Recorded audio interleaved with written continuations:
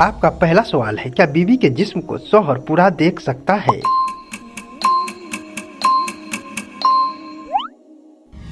जवाब, हाँ, मियाँ बीवी एक दूसरे के पूरे जिस्म को देख सकते हैं, लेकिन अदब और हया का तकाजा है कि बिना जरूरत मुकम्मल बिना कपड़े के होने से बचा जाए। आपका अगला सवाल, क्या पीरियड्स के दौरान बीवी के साथ एक बिस्तर पर सो सकते हैं?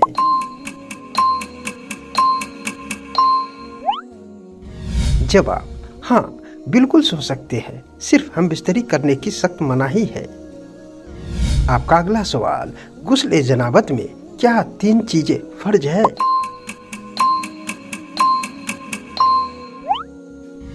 जवाब, पहला कुल्ली करना, दूसरा नाक में पानी डालना, तीसरा पूरे बदन पर इस तरह पानी बहाना कि एक बाल बराबर जगह भी सूखी न रहे। आपका अगला सवाल, क्या रोने से वजू टूट जाता है?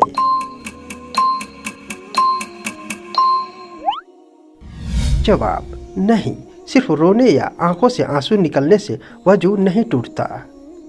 आपका अगला सवाल, क्या मियाँ बीवी एक साथ एक ही टब या पानी से गुस्ल कर सकते हैं?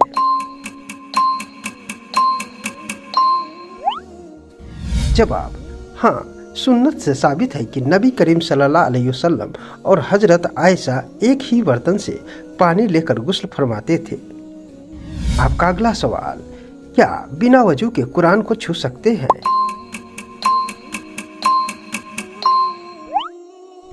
जवाब, नहीं, कुरान पाक को बिना वजू के सीधे हाथ लगाना जायज नहीं है। मोबाइल में स्क्रीन पर देखकर बिना छुए पढ़ सकते हैं। दोस्तों, इसी तरह की इस्लामिक मालूमात के लिए वीडियो को लाइक और चैनल को सब्सक्राइब जरूर करें। आपका अगला सवाल, क्या अंडरवियर या शॉर्ट्स पहनकर वजू हो जाता है?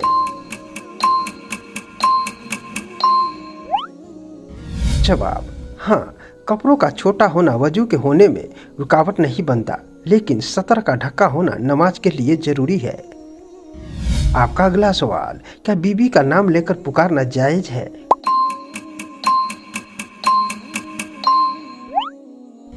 जवाब, हाँ, इस्लाम में बीवी का नाम लेकर पुकारने में कोई हर्ज नहीं है, यह पूरी तरह जायज है। आपका अगला सवाल, क्या गुस्ल के बाद दोबारा वजू करना जरूरी है?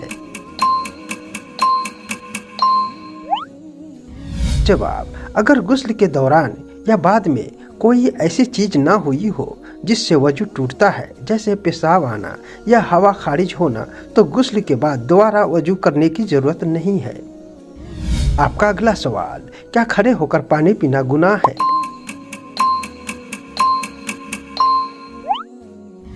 जवाब, गुनाह नहीं है, लेकिन सुन्नत के खिलाफ है।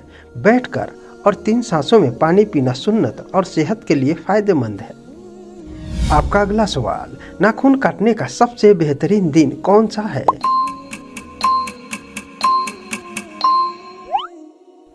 जवाब, जुमा के दिन नाखून काटना सुन्नत और बरकत का जरिया है।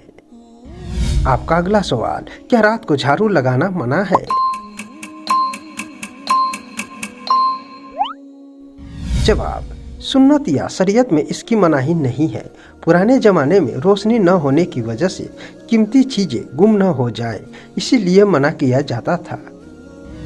आपका अगला सवाल, जमाही आते वक्त मुंह पर हाथ रखना क्यों जरूरी है?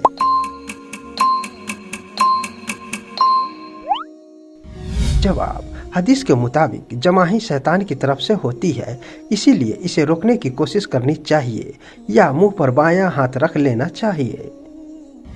आपका अगला सवाल, सोते वक्त किस करवट लेटना सुन्नत है?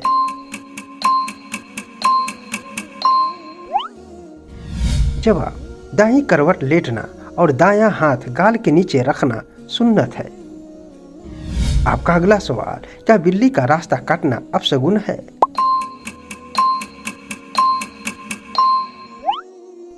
जवाब, इस्लाम में वहम या अपशगुन की कोई जगह नहीं है, यह सिर्फ एक अंधविश्वास है।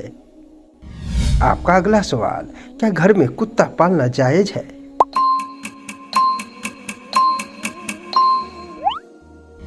जवाब, बिना जरूरत के घर के अंदर कुत्ता पालने से रहमत के फरिश्ते नहीं आते।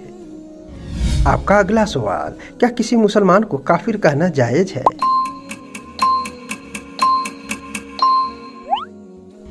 जवाब नहीं, किसी कलमा पढ़ने वाले को काफिर कहना सख्त गुनाह है। अगर वह काफिर नहीं हुआ तो यह लफ्ज कहने वाले पर लौट आता है। आपका अगला सवाल, घर में दाखिल होते वक्त सलाम करना क्यों जरूरी है?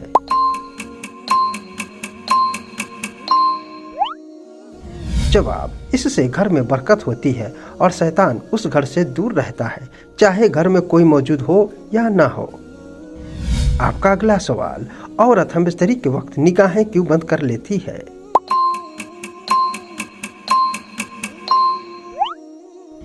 जवाब, यह औरत की फितरी हया और शर्म की वजह से होता है।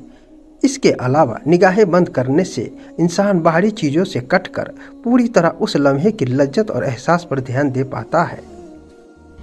आपका अगला सवाल, क्या बीवी का दूध हलक से नीचे उतर जाए तो निकाह टूट जाता है? जवाब, नहीं, बीवी का दूध अगर गलती से हलक से नीचे उतर जाए तो निकाह नहीं टूटता। अलबत्ता जानबूझकर ऐसा करना जायज़ नहीं है, क्योंकि बीवी का दूध शौहर के लिए हराम है, लेकिन इससे निकाह पर कोई फ़र्क नहीं पड़ता। दोस्तों, इसी तरह के इस्लामिक मालूमात के लिए वीडियो को लाइक और चैनल को सब्सक्राइब जरूर करें।